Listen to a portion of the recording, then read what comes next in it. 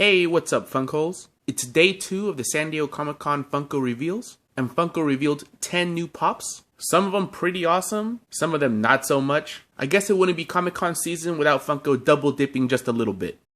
First up is the Movies wave, which is one of my favorite waves year after year. The movie pops are some of my favorite ones. Kind of a mixed bag this time though.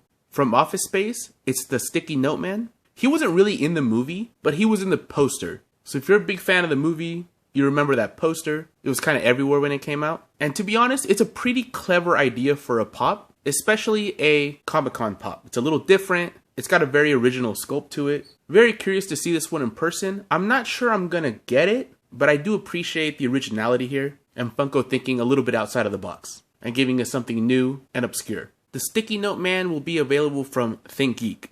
They're also making a new Teen Wolf pop. This time he's wearing his Letterman jacket and sunglasses. Overall, it's a pretty cool sculpt. I think it should be flocked. I mean, it's Teen Wolf. I really think the hair should be flocked. But if you're a Teen Wolf fan, I guess this is cool enough. I'm not going to get it personally. But yeah, another Teen Wolf. He'll be available at Target. That used to be very bad. Like, Target used to be pretty bad. But they've definitely cleaned up their act. When it comes to stores, they are the most improved when it comes to dealing with their con exclusives. Hopefully that trend continues. Because the last couple cons, their website has been fast. Their packaging was okay. And they actually had some of the pops in the stores. Now this Johnny Rico is the second must-have for me, along with Asuka from Evangelion. I love Starship Troopers. I went to see it in the movie theater at the time. I've probably seen it a dozen times since. Really love the propaganda aspect of it. And I think this Johnny Rico came out really, really good. I especially like that they gave him that orange blood. And it looks like there's blood all over the box as well. I'm an inbox collector, so the box art or blood splatter on the boxes is important to me. It's an extra touch that I really like. This guy will be available at GameStop, so he shouldn't be too hard to get. Usually their website is pretty good on con nights. And all GameStops get their pops in-store when they're supposed to hit there on the con days.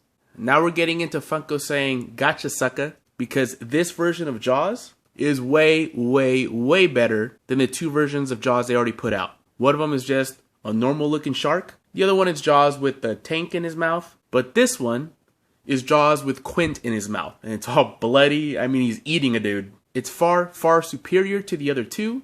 And if I had to pick, this is the one I would want. But if I was a big Jaws fan, I probably would have already had one of the other Jaws. So Funko would have double dipped me for this one. Although putting a whole other pop in his mouth is a big change, so it's not as bad. This one will be available from Entertainment Earth. They're an online toy distributor, so you'll have to get it online. But their website is pretty reliable and they get a big stock.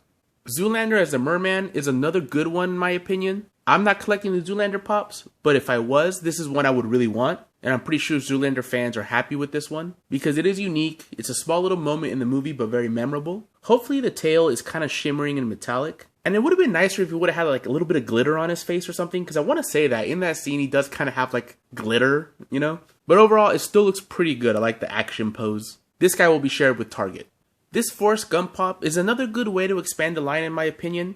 It's not just using the same head as the original Forrest Gump and changing the body, or just giving it a color variant, or swapping the head and keeping an old body. This is a completely new sculpt from a very memorable part of the movie when he's running across America. I think they got the details just right. It really does look like the way his hair looked like in that scene, and they even got the mud on the shoes. It looks good. Not sure if I would recognize it right away if I saw it out of the box, but it does look just like Tom Hanks looks in that movie. But with the whole package, it's cool. And this guy will be available from Box Lunch.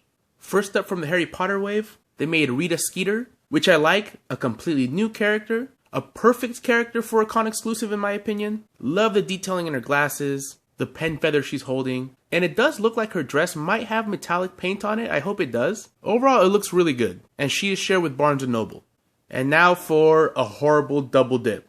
Funko said, "Fox you if you bought the original, because we're making him flock now." Don't get me wrong, this guy is really cool.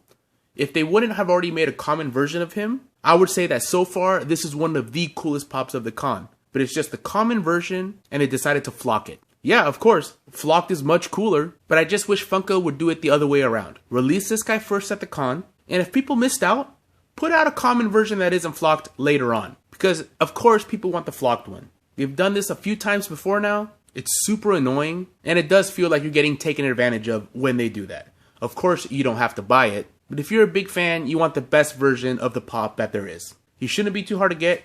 He'll be available at Hot Topic. I haven't seen Fantastic Beasts. Trailers just didn't look that intriguing to me, so I kind of skipped it. So I'm not sure how to say her name. Nagini, I think it is. Since I haven't watched the movies, I don't know if she's accurate or not. It looks okay. And if you're interested in getting her, she'll be shared with Barnes & Noble. And lastly, it wouldn't be a Comic-Con without a Scott Pilgrim vs. the World pop. And this time it's another 2-pack and it's the Vegan Police. I love Scott Pilgrim. I collect the pops. I have quite a few of them. Some of them are very valuable actually. But this one I'm definitely going to skip. If I saw these two out of the package, I wouldn't even put together that it's the Vegan Police. And really, I thought that was like the least funniest part of the whole movie. The Vegan Police part was just not funny to me. It was just dumb and lame. So I'm going to skip this one. They don't appear to be numbered, so they shouldn't be terribly hard to get. And they will be shared with the Funko shop. So you'll have to go online to get those. Unless you're at the con, of course.